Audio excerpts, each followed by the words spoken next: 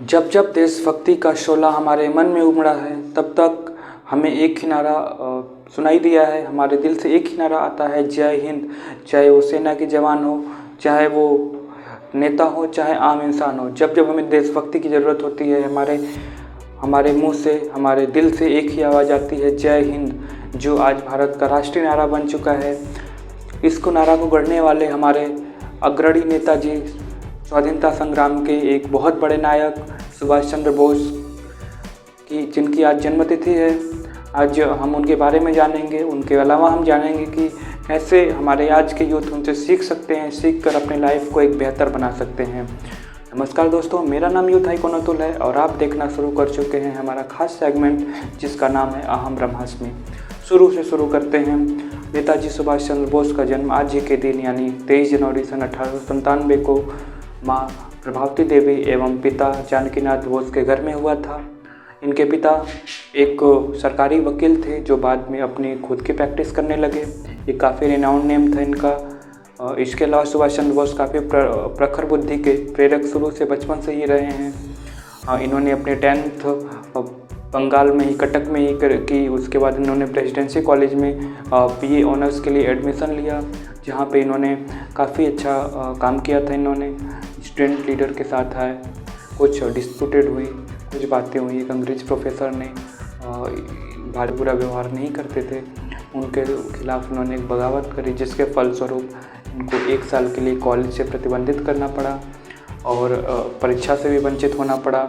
जिसके बाद इनके पिता चाहते थे कि ये सिविल सर्विस में जाए, ICS बन के जाएँ, जो उस टाइम में ICS यानी इंडियन सिविल सर्विस का एग्ज़ाम होता था। इसको उन्होंने 4th रैंक से क्वालिफाई करके एक बहुत बड़ा अचीवमेंट हासिल किया था। लेकिन इनको लगा कि ये शायद अब भारत के लिए कर सकते हैं कुछ और अंग्रेज़ों को गुलामी में नहीं रह सकते हैं।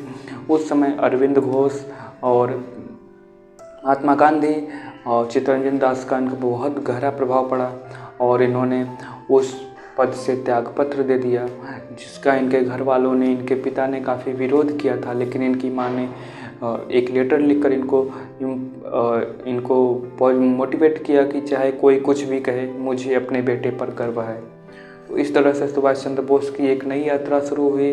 फिर से वो आए, यहाँ आकर वो रविंद्रनाथ टैगोर से मिले, जिन्होंने उनको मोटिवेट किया। उन्होंने बताया कि आप गांधी जी से मिलिए। जब वो गांधी जी से मिलने गए तो गांधी जी ने उनसे बोला कि आप जाइए चित्तरंजन दास से मिलिए और उनके साथ हमारे मूवमेंट को आगे बढ़ाइए। जैसा कि उस टाइम गांधी जी ने एक मूवमेंट चलाया था, असहयोग आंदोलन, जो चौरी चौरा कांड के बाद 1922 में उनको बंद करना पड़ा। इसके बाद चित्तरंजन दास ने एक पार्टी की स्थापना करी, स्वराज पार्टी, जिसके बैनर तले उन्होंने कोलकाता का न्यायपालिका का चुनाव लड़ा और वहाँ के महापौर बने, यानी मेयर बने। तब उन्होंने सुभाष चंद्र बोस को वहाँ का CEO बनाया, यानी मुख्य कार्यकारी अधिकारी बनाया नगर पालिका का। वहाँ पे उन्होंने काफ़ी बेहतरीन काम किया, पूरे ढांचे को बदल दिया। उन्होंने जिन राष्ट्रों के अंग्रेज़ों के नाम थे उनको भारतीय नाम रखा।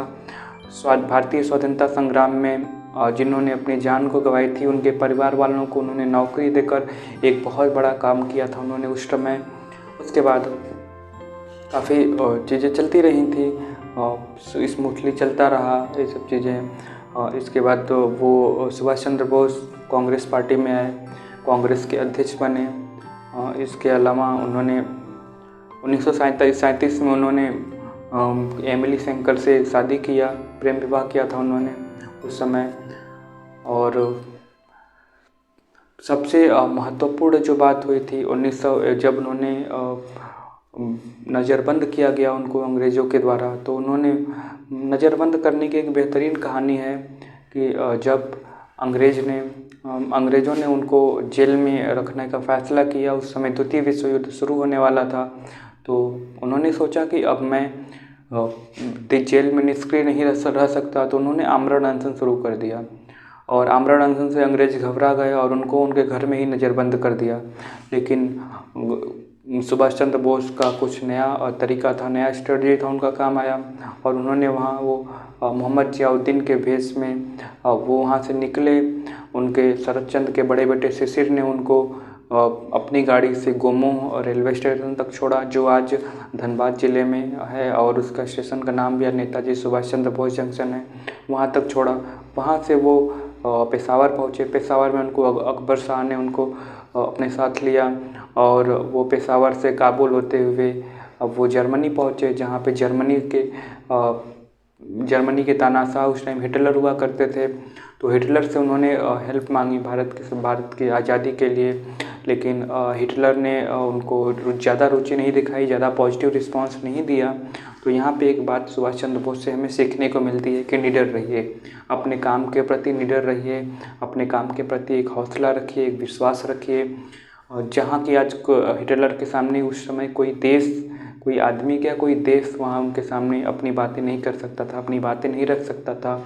उस समय नेताजी सुभाष चंद्र बोस ने हिटलर के सामने ना सिर्फ अपनी बातें रखी, बल्कि एक कड़ा प्रतिरोध भी जताया कि हिटलर ने भारत और भारतीयों के प्रति अपनी किताब में कुछ गलत बोले थे। उन्होंने उनका कड़ा प्रतिरोध किया, जिसको हिटलर ने मानकर अगले संस्करण में उसके लिए माफ़ी मांगी और उसको सुधरवाया। तो एक ऐसे शख्सियत थे सुभाष चंद्र बोस। यहाँ से उनको कोई सहायता ना मिलने पर वो जापान पहुँचे। जापान में उन्होंने प्रधानमंत्री से मिले। प्रधानमंत्री को उन्होंने बोला कि आपके आराध्य भगवान बुद्ध हैं और मैं उसी धरती से आया हूँ, उसी धरती को आज़ाद कराने के लिए आपसे सहयोग मांग रहा हूँ। जापान के तत्कालीन प्रधानमंत्री इनके व्यक्तित्व से काफ़ी प्रभावित हुए और उन्होंने जापान की तरफ से इनको सहायता देने का वचन किया। तभी सुभाष चंद्र बोस ने 21 अक्टूबर 1943 को अपना एक नई संस्था बनाई, आज़ाद हिंद फौज, और उन्होंने आज़ाद हिंद फौज के मुख्य सेनापति के रूप में उन्होंने भारत की एक अस्थायी सरकार बनाई, जिसको कुल 9 देशों ने मान्यता दी। जापान, चाइना, कोरिया, फिलीपींस, रूस आदि 9 देशों ने उनको मान्यता दी। और इसमें प्रधानमंत्री भी थे, राष्ट्रपति भी थे, गृह मंत्री भी थे, युद्ध मंत्री भी थे। और अंडमान निकोबार द्वीप समूह जापान ने उनको दिया। अंडमान को इन्होंने शहीद द्वीप और सार्थक द्वीप का नाम दिया, जहाँ से इन्होंने अपनी यात्राएं शुरू करी। इसके अलावा एक काफ़ी संघर्ष किए। इन्होंने अपनी आज़ाद हिंद फौज में एक नई विंग का शुरुआत किया, जो थी रानी लक्ष्मीबाई रेजिमेंट, जो काफ़ी हद तक काफ़ी एक सक्सेसफुल उनकी इनिशिएटिव रहा था। इनका ये विंग रहा था जिसमें केवल महिलाओं को रखा जाता था, उनको लड़ने की ट्रेनिंग दी जाती थी। उन्होंने भी मोर्चा संभाला। तो सुभाष चंद्र बोस एक विजनरी लीडर थे, जो जानते थे कि हमें अगर भारत को आज़ादी दिलानी है तो हमें सबका सहयोग चाहिए। तो इस तरह से आज़ाद हिंद फौज ने जापान के साथ मिलकर काफ़ी हद तक अंग्रेज़ों से लोहा लिया, लेकिन बाद में कोहिमा का युद्ध हुआ, जिसमें जापान को हार स्वीकारना पड़ा। और उन्होंने नेताजी सुभाष चंद्र बोस को बोला कि आप चले जाइए यहाँ से, हम आपके जाने के लिए रास्ता बना देते हैं। लेकिन सुभाष चंद्र बोस ने रानी लक्ष्मीबाई रेजिमेंट के साथ सैकड़ों मील पैदल चलकर उसको अपने आप को बचाया। इसके बाद जापान की हालत द्वितीय विश्व युद्ध में काफ़ी ख़राब हो गई थी। तो सुभाष चंद्र बोस को अब लगने लगा था कि शायद हमें जापान से अब उतनी सहायता नहीं मिल पाएगी। तो उन्होंने आज़ाद हिंद फौज को एक संदेश दिया, तुम मुझे खून दो, मैं तुम्हें आज़ादी दूंगा। इसका बहुत गहरा प्रभाव पड़ा लोगों पर, और लोगों ने अपने आप दान करना शुरू कर दिया। आज़ाद हिंद फौज को एक बहुत बड़ा फंड कलेक्ट किया, जैसा कि अंतरिम सरकार में उन्होंने एक बैंक भी स्थापित किया था। उस बैंक में सारा फंड आता था जो यूज होता था आज़ाद हिंद फौज के सैनिकों की सैलरी के लिए। तो इस तरह से आज़ाद हिंद फौज ने काफ़ी अच्छा काम किया था जापान की सरकार के साथ मिलकर। लेकिन यहाँ सोचने वाली ये बात है कि 6 अगस्त और 9 अगस्त, जैसा कि सबको पता है कि हिरोशिमा और नागासाकी पे एटम बम गिराए गए, जिसकी वजह से जापान पूरी तरह से ख़त्म हो चुका था, बर्बाद हो चुका था। और वहाँ के प्रधानमंत्री ने आत्मसमर्पण करना उचित समझा। और उन्होंने आत्मसमर्पण कर दिया। अब एक डेट याद रखने वाली बहुत ज़रूरत है, 15 अगस्त 1945। यानी 15 अगस्त 1945 को सुभाष चंद्र बोस ने एक मीटिंग बुलाई, जिसमें कुछ भारतीय नेता थे जो आज़ाद हिंद फौज के लिए काम कर रहे थे। उन्होंने वहाँ पर ये दर्शाने की कोशिश की, ये बताने की कोशिश की कि जापान का आत्मसमर्पण आज़ाद हिंद फौज का आत्मसमर्पण नहीं है और हमारा भारत की आज़ादी के लिए अभियान और तेज़ होगा। इस तरह से उन्होंने इसको आगे किया। 15 अगस्त के बाद जब उनको लगा कि अब जापान उनकी सहायता नहीं कर पाएगा क्योंकि उसने आत्मसमर्पण कर दिया है, तो उन्होंने सोचा अब रूस से मदद ली जाए। तो यहाँ पे समझने वाली बात यह है, हमारे सीखने के लिए हमारी ये बात है कि जब एक तरफ से रास्ता बंद हो जाए तो दूसरी तरफ हमें रास्ते बनाने के लिए कोशिश करनी चाहिए, जैसा कि उन्होंने किया। जर्मनी से पहले सहायता ली, जर्मनी से सहायता नहीं मिली, इसके बाद ये जापान गए, जापान से इनको सहायता मिली। लेकिन अब इतने दिनों के बाद जापान ने उनको सहायता किया, लेकिन अब जापान से भी रास्ते बंद हो चुके थे। तो उन्होंने सोचा मुझे रसिया से सहायता लेनी चाहिए। रसिया उस समय काफ़ी पावरफुल हुआ करता था। तो सुभाष चंद्र बोस हमने हमें ये सिखाया कि हमें एक रास्ता जब बंद हो जाए तो हमें दूसरे रास्ता को तलाश तुरंत शुरू कर देनी चाहिए।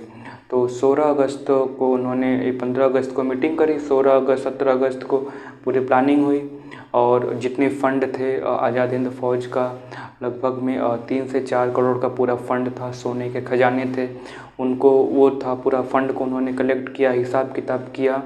उसके बाद वो 18 अगस्त को वो रसिया के लिए रवाना होने के लिए तैयार हुए। जैसे ही वो तैयार हुए उनको खबर मिलती है कि जिस प्लेन से वो जाने वाले हैं उसमें कुछ तकनीकी खराबी आ गई है जिसके कारण वो नहीं जा सकते। तो उन्होंने फिर से जापान की सरकार से उन्होंने अनुरोध किया। तत्कालीन ताइवान में उस समय ताइवान में जापान का डोमिनेंस था। तो ताइवान ने फिर उनको जापान ने एक अलग प्लेन में एक सीट की व्यवस्था की, लेकिन वो अपने साथ एक लोग को और ले जाना चाहते थे। तो फिर वहाँ पे उन्होंने अपने साथ अय्यर को ले जाना उचित समझा, तो वो लेकर गए वहाँ पे प्लेन में। लेकिन सबसे बड़ी बात कि वो खजाने को कैसे ले जाएं। तो कहा जाता है कि वो 90 किलो सोना को अपने साथ, खजाने को 90 किलो का खजाना सोना का वो अपने साथ लेकर गए। लेकिन तभी जापान के टोक्यो रेडियो से संदेश मिलता है कि जिस प्लेन में नेताजी सुभाष चंद्र बोस थे वो क्रैश कर गया है और उसमें उनकी मृत्यु हो गई है। लेकिन इसको अभी तक विवादास्पद माना जा रहा है कि क्या उस समय सुभाष चंद्र बोस की मृत्यु हुई थी या नहीं हुई थी। इसको लेकर आज भी काफ़ी विवादास्पद है, कोई ठोस सबूत नहीं मिल पा रहा है। तभी तत्कालीन जो उनके सदस्यों में जो मीटिंग में बैठे हुए थे मुजीबुर रहमान, उन्होंने कहा कि सुभाष चंद्र बोस का दाह संस्कार ताइवान में ही कर दिया गया है। अब यहाँ पे सवाल ये उठता है कि बिना सरकार को सूचित किए, बिना भारत के नेताओं को सूचित किए उनका दाह संस्कार कैसे कर दिया गया। और उनकी अस्थियों को जापान में एक मंदिर है, रैंकोजी मंदिर, वहाँ पे रख दिया गया है जो आज भी सुरक्षित है वहीं पे। लेकिन यहाँ पे ध्यान देने वाली बात ये है कि उस मंदिर में जो रखा हुआ अस्थियाँ हैं उसका DNA टेस्ट आज भी नहीं किया गया है। तो इस तरह से सुभाष चंद्र बोस का एक अध्याय का समापन होता है वहाँ पे। लेकिन सुभाष चंद्र बोस की प्रेरणाओं से सैनिकों में इतना उबाल आ गया था, आज़ाद हिंद फौज के मॉडल से सैनिकों में इतना आ गया था कि हाँ वो भी अब भारत को जीत दिला सकते हैं। जैसा कि उन्होंने आज़ाद हिंद फौज में जो युद्धबंदी बनाए गए थे भारत के, या फिर भारत के जो लोग बाहर निवास करते थे उनको अपने साथ जोड़ा, उनको आर्मी की ट्रेनिंग दी और एक बहुत बड़ा संगठन, उन्हें सेनाओं का एक बहुत बड़ा संगठन तैयार कर लिया था। इसका परिणाम ही हुआ कि 1946 में नौसेना ने विद्रोह कर दिया और उसी समय 1946 में सुभाष चंद्र बोस के पर मुकदमा चलाया गया और अंग्रेज़ों ने काफ़ी दुष्प्रचार करने की कोशिश की। लेकिन सुभाष चंद्र बोस की पॉपुलैरिटी बढ़ती गई, काफ़ी बढ़ती गई, पूरे देश में उनकी पॉपुलैरिटी बढ़ती गई, उनके किस्से सुनाए जाने लगे, उनसे लोगों को इंस्पिरेशन मिलने लगी। और तब की जो बच्चे होते थे, लोग माँ अपने बच्चे का नाम सुभाष रखने में काफ़ी गर्व करती थी। और उसी इंस्पिरेशन का परिणाम था कि 1946 में नौसेना का विद्रोह हो गया। नौसेना ने विद्रोह कर दिया, जो अंग्रेज की सेना में भारतीय लोग थे, उन्होंने विद्रोह कर दिया। और तब अंग्रेज़ों को ये एहसास हो गया था कि अब भारत में भारतीय सेना के बल पर अब इनको ज़्यादा लंबे समय तक अब इनको गुलाम नहीं बनाया जा सकता। तो इस वजह से फिर अंग्रेज़ ने भारत को डोमिनियन स्टेट देने का फैसला किया। तो डोमिनियन स्टेट क्या होता है, यहाँ पे समझने वाली बात है। डोमिनियन स्टेट मतलब कि भारत को अपने पास भारत की विधायिका रहेगी, भारत की न्यायपालिका रहेगी, भारत की कार्यपालिका रहेगी, भारत अपने सैनिकों को रखेगा। लेकिन डोमिनियन स्टेट का मतलब है कि भारत जो राष्ट्राध्यक्ष होगा वो इंग्लैंड का होगा और भारत किसी भी तरह बिना उनकी अनुमति के इंटरनेशनल ट्रेड यानी विदेशी व्यापार नहीं कर सकता है। तो इस तरह से डोमिनियन स्टेट का दर्जा उसने दिया 1947 में। 15 अगस्त 1947 को जो भारत के संविधान लागू होने तक जारी रहा, यानी 26 जनवरी 1950 को भारत एक पूर्ण स्वराज्य बन गया। 25 जनवरी 1950 को भारत को डोमिनियन स्टेट का वो लास्ट दिन था और उसके बाद भारत एक आज़ाद देश बन गया। तो सवाल ये उठता है कि अब सुभाष चंद्र बोस के बारे में क्या, सुभाष चंद्र बोस का क्या उस मृत्यु हुई थी या नहीं हुई थी। आज भी जापान 18 अगस्त को जिस दिन सुभाष चंद्र का प्लेन क्रैश हुआ था उस दिन को जापान शहीद दिवस के रूप में मनाता है। और भारत में आज भी ये विवादास्पद है कि क्या उस समय उनकी मृत्यु हुई थी या नहीं हुई थी। अब सवाल ये उठता है कि जो उनका 90 किलो सोना था वो कहाँ गया। तो आज़ादी के 6 साल बाद यानी कि 1947 से 6 साल 1953 में उनको वो सोना भारत सरकार को मिला जो सिर्फ 11 किलो सोना था और जिसकी कीमत काफ़ी कम थी। जो सूत्रों के हवाले से पता चलता था कि जो सुभाष चंद्र के पास वो सोना था 2.5 करोड़ से अधिक का सोना सुभाष चंद्र बोस के पास था। तो इस बारे में काफ़ी जांच की ज़रूरत है, ये जांच का विषय है। तो और सोना अय्यर के पास मिले थे जो मात्र 300 ग्राम थे। तो बाद में लोगों ने बोला कि शायद अय्यर ने वो सोना ले लिया होगा या फिर लेकिन बाद में जब अय्यर की मृत्यु हुई तो उनके घर वालों ने बताया कि नहीं, इनके पास सिर्फ पेंशन के पैसे मिलते थे और इनके पास कुछ नहीं था। तो इससे भी झुठलाया जा सकता है कि नहीं, वो नहीं था उनके पास। लेकिन ये रहस्य बना हुआ है कि वो सोना क्या है, कहाँ गया और क्या हुआ। इसके अलावा वो जो अस्थियां रखी हुई हैं उसके बारे में भी आज तक रहस्य बना हुआ है कि क्या उसका डीएनए टेस्ट कब होगा और क्यों नहीं हो रहा है।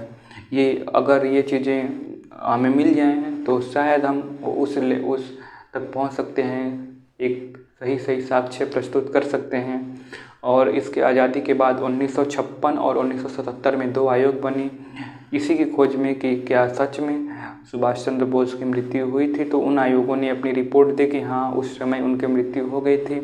लेकिन चौंकाने वाली बात यह है कि 1997 में फिर से एक मुखर्जी आयोग बना और जिनका मकसद था, जो बना गया था सुभाष चंद्र बोस के पर वो लगाने के लिए, उनको दावा करने के लिए, खोज करने के लिए कि सुभाष चंद्र बोस की मृत्यु हुई है या नहीं। तो 1997 में जब 2005 में वो रिपोर्ट सरकार के पास आई तो उस रिपोर्ट में बताया गया था कि ताइवान ने अपनी ज़मीन पर 1945 में किसी भी प्लेन क्रैश से पूरी तरह से इनकार कर दिया था। तो अब फिर से यहाँ पे सवाल उठता है कि क्या हुआ उस समय सुभाष चंद्र बोस का, क्या उनका अपहरण कर लिया गया। कुछ लोगों का कहना है या फिर सुभाष चंद्र की फैमिली का उस टाइम कहना था कि उनको रूस में नज़रबंद किया गया है। तो इस तरह से सुभाष चंद्र बोस की जो गुत्थी है आज तक अनसुलझी रही है। बीच में गुमनामी बाबा का नाम आया था जिनका कहना था कि मैं ही सुभाष चंद्र बोस हूँ और वो किसी से मिलते थे तो पर्दे में अगल बगल रहते थे। लेकिन लोगों का मानना है कि उनकी जो टोन है, आवाज़ की टोन है, वो बिल्कुल सुभाष चंद्र बोस की तरह थी। उनका जो चेहरा है वो बिल्कुल सुभाष चंद्र बोस की तरह था। उनकी जो लैंग्वेज जो जानते थे, हिंदी, बंगाली, अंग्रेजी काफ़ी अच्छे से जानते थे जो सुभाष चंद्र बोस जानते थे। और इसके अलावा उनको युद्ध की नीतियों के बारे में बहुत बड़ा उनको था नॉलेज था उनको। वो तत्कालीन कांग्रेस सरकार से काफ़ी नाराज़ थे गुमनामी बाबा। तो ये अयोध्या में रहते थे लेकिन जब ये खबरें फैलने लगी कि गुमनामी बाबा ही सुभाष चंद्र बोस हैं तो उन्होंने अपना स्थान बदल दिया और वो कहीं दूसरी जगह जाकर रहने लगे। तो सबसे बड़ी बात यह है कि इसके परिप्रेक्ष्य में तत्कालीन अखिलेश यादव की सरकार ने एक आयोग बनाया इसकी जांच करने के लिए, क्या गुमनामी बाबा ही सुभाष चंद्र बोस थे। तो उनको ये पता चला, उनको आयोग ने, जब योगी आदित्यनाथ की सरकार आई तो इसमें फिर से वो आयोग ने रिपोर्ट दिया कि इसमें कुछ मतभेद हैं कि वहीं थे कि नहीं है, इसका कोई हमें कोई ठोस सबूत नहीं मिल पाया है। लेकिन जानने वाले बताते हैं कि वो गुमनामी बाबा ही शायद सुभाष चंद्र बोस थे। लेकिन आज तक सरकार ने गुमनामी बाबा के जो सामान थे उसको सार्वजनिक नहीं किया है। अगर ये सार्वजनिक हो जाए तो शायद कुछ हद तक हम समझ सकते हैं। इसके अलावा सुभाष चंद्र बोस की जो बंगाल में उनके जो काफ़ी सारे कागजात थे, काफ़ी हस्तलेख थे, उसको भी उन्होंने अभी तक जांच का विषय है, सार्वजनिक नहीं हुआ है। इसके अलावा जो उनके जापान में दस्तावेज थे उनको भी बोला गया कि जला दिया गया है या फिर जापान के द्वितीय विश्व युद्ध के टाइम वो नष्ट हो गए थे। तो इस वजह से उनके बारे में कोई ठोस जानकारी नहीं मिल पा रही है। लेकिन हमें सुभाष चंद्र बोस की पर्सनालिटी से सीखने वाली जो बात है ये है कि हमेशा प्रोग्रेसिव सोचिए, एक लीडर से बिल्डअप करिए, एक माइंडसेट डेवलप करिए अपना, जैसा कि उन्होंने अपना माइंडसेट को डेवलप किया था।